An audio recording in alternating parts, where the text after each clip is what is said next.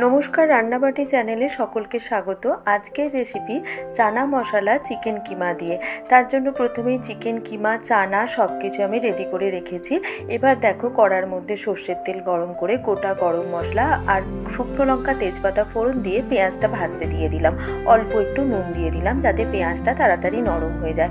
चाना आमि एखाने 300 ग्राम मतो नियेछिलाम जेटा प्रेसार कुकारे आमि बয়েল করে রেখেছি। এবার দেখো পেঁয়াজ একটু ভাজা ভাজা হলে পাতলা করে কেটে রাখা টমেটোটাও ভাজতে দিয়ে দিয়েছি। টমেটোটাও একটু যখন ভাজা হয়ে যাবে তখন রসুন বাটাটা দিয়ে একটু নাড়াচাড়া করার পরই আদা বাটা দিয়ে দেব। এবার এই সব মশলাগুলো একটু কষাতে থাকবো। তারপর রোজকার মশলা যেমন হলুদ গুঁড়ো, জিরে গুঁড়ো, ধনে গুঁড়ো সবই 1 চামচ করে দিয়ে এবার মশলা কষাবো। আমি এখানে 300 গ্রাম চানার পরিমাণ অনুযায়ী রান্নাটা করছি, সব কিছু মশলা দিচ্ছি। যেমন মশলাটা সমস্ত কিছু দেওয়ার পর বেশ খানিকক্ষণ ধরে মশলাটা কষাতে থাকতে হবে, কারণ মশলা থেকে কাঁচা গন্ধটা কাটলে তবেই খেতে বেশি রান্নার টেস্ট হয়। যত মশলা ভালো করে কষানো হয় তার উপরই ডিপেন্ড করে রান্নার টেস্টের। এইরকম চটজলদি সহজ রেসিপি দেখতে হলে আমার চ্যানেলটা অবশ্যই সাবস্ক্রাইব করে পাশে থেকো। দেখো মশলাটা বেশ ভালো করে কষিয়ে নিচ্ছি অল্প একটু করে জল দিয়ে। আর এখানে স্বাদ মতো নুন, মিষ্টি আর একটু লঙ্কার গুঁড়ো দিয়ে দিলাম ঝালের জন্য। দিয়েও মশলাটা বেশ খানিকক্ষণ কষাবো।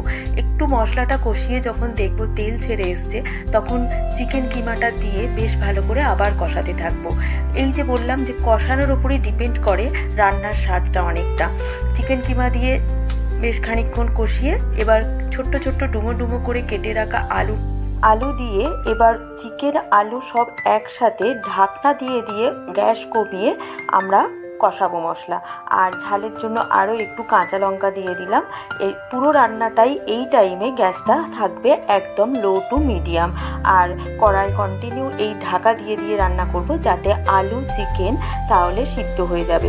তারপরে যখন দেখব যে মশলা আলু চিকেন সিদ্ধ হয়ে মশলা থেকে তেল ছাড়ছে তখনই বুঝে নিতে হবে যে চিকেন আলুটা আমাদের ভালো মতো রান্না হয়ে গেছে। এবার যখন দেখব যে কড়ার তলাটা একটু লেগে যাচ্ছে তার জন্য আমরা অল্প করে গরম জল দিয়ে নেব। এবার অল্প করে উপর থেকে একটু কুচোনা ধনেপাতা দিয়ে দিলাম যাতে গন্ধটা ভালো আসে। আর ধনেপাতা যদি না চাইলে না দিতেও পারো।